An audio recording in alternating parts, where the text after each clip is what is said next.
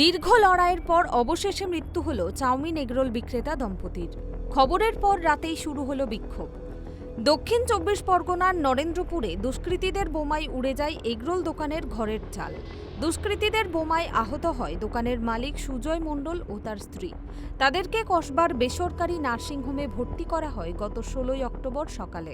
দম্পতির মৃত্যুর পর রাত্রে ৮টা নাগাদ ময়নাতদন্তের পর মৃতদেহ এলাকায় নিয়ে আসা হলে কয়েক হাজার মানুষ রাস্তা ঘিরে বিক্ষোভ শুরু করে। তাদের অভিযোগ প্রায় ৪ দিন কেটে গেলেও কেন দুষ্কৃতীরা এখনও গ্রেপ্তার হলো না। বিক্ষোভের খবর পেয়ে নরেন্দ্রপুর থানার বিশাল পুলিশ বাহিনী সেখানে আসে এবং লাঠিচার্জ করে বিক্ষোভকারীদের হটিয়ে দেয় বলে অভিযোগ। প্রশাসন যখন পদে আমার ভাই আমার বৌমা উলঙ্গ অবস্থায় ছুটে আসছে বাড়িতে, বলছে বাঁচাও বাঁচাও। আচ্ছা, আজকে পথ অবরোধ করলেন কেন?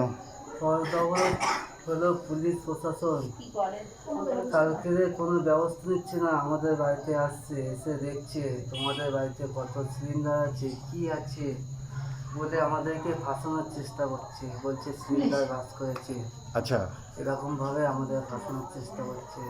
আমরা ব্যবসা করি স্যার, তা আমি চাচ্ছি অপরাধীরা শাস্তি পাক।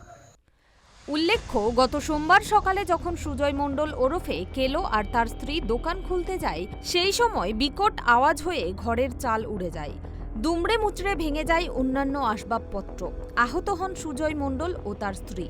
অভিযোগ, বাইরে থেকে বোমা ছুড়ে মারা হয়েছিল তাদের উদ্দেশ্যে।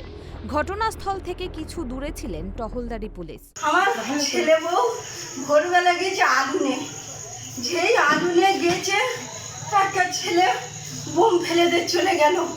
আমার মা পুড়িয়ে পুড়িয়ে ছুটে ছুটে যে মা ঠেকাও আচ্ছা। বাঁচাও। আচ্ছা, হ্যাঁ, তাড়াতাড়ি করে আমি ছেলে দেখবো না বউ দেখবো, তাড়াতাড়ি করে আমি সব দেখে নিই। আমি আর দেখতে পারিনি, আমি রাস্তায় পড়ে গেল। আমার ছেলে বউ করে কে গাড়ি করে নিয়ে চলে গেল। বাচ্চাটাকে একটু সরান। হ্যাঁ, তারপর একটু সরান। আজকে পথ পুলিশের টহলদারি অবস্থা থেকে ঢিল ছোড়া দূরত্বে এমন একটা ঘটনা ঘটায় একদিকে যেমন আতঙ্কিত এলাকার মানুষ, অন্যদিকে বিস্ময় প্রকাশ করেছে স্থানীয় দোকানদার থেকে মহিলারাও।